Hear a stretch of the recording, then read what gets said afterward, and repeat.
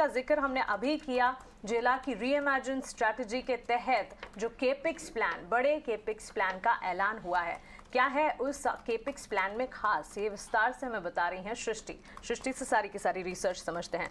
सृष्टि बताएं, mega केपिक्स plan JLR का।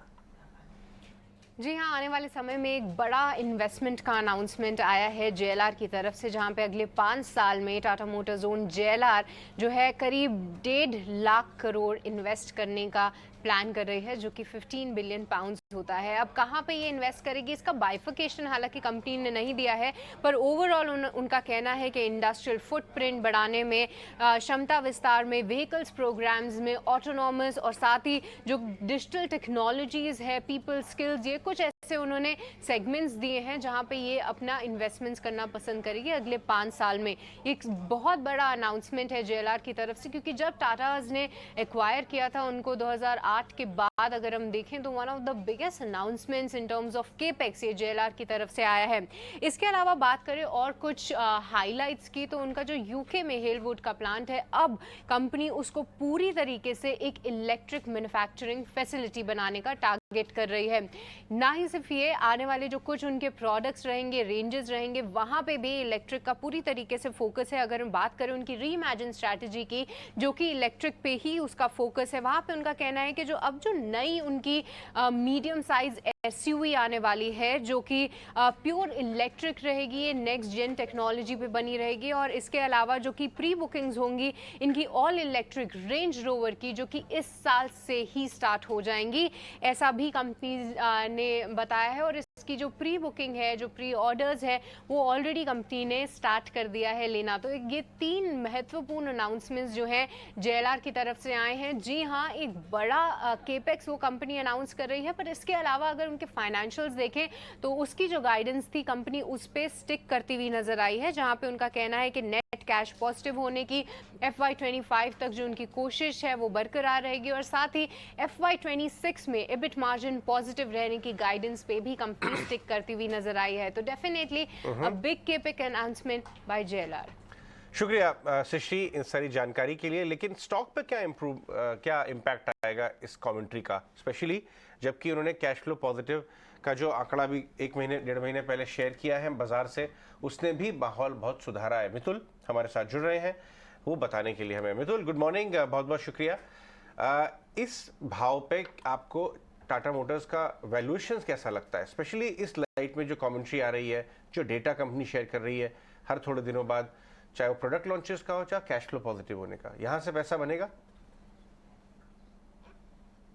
Good morning. यहाँ से पैसा बनना चाहिए। हालांकि यूरोप यूएस में स्लो डाउन का इम्पैक्ट दिख रहा है, बट लग्जरी कार सेगमेंट में अभी तक कोई भी नेगेटिव इम्पैक्ट कहीं नहीं दिखा है, बल्कि there is a very strong order book for most of this car makers.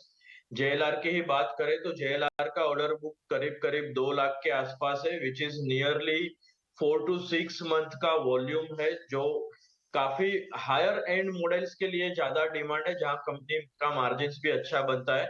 And this current announcement of 15 billion pounds for next 5 years, that is 3 billion pound per year kind of a capex, slightly higher side दिख रहा है। But अगर हम pre Covid level की बात करें तो company का एनुअल कैपेक्स रफली 3 बिलियन के आसपास ही रहता था। So there is no major negative surprise in terms of cash flow related to capex. But अगर if we look at the other side, company ने साथ ही साथ नेट कैश पॉजिटिव की भी बात कही है बाय FY25, बट हम मानते हैं कि नेट कैश पॉजिटिव ना भी हो तो डेट काफी कम हो सकती है despite such level of capex.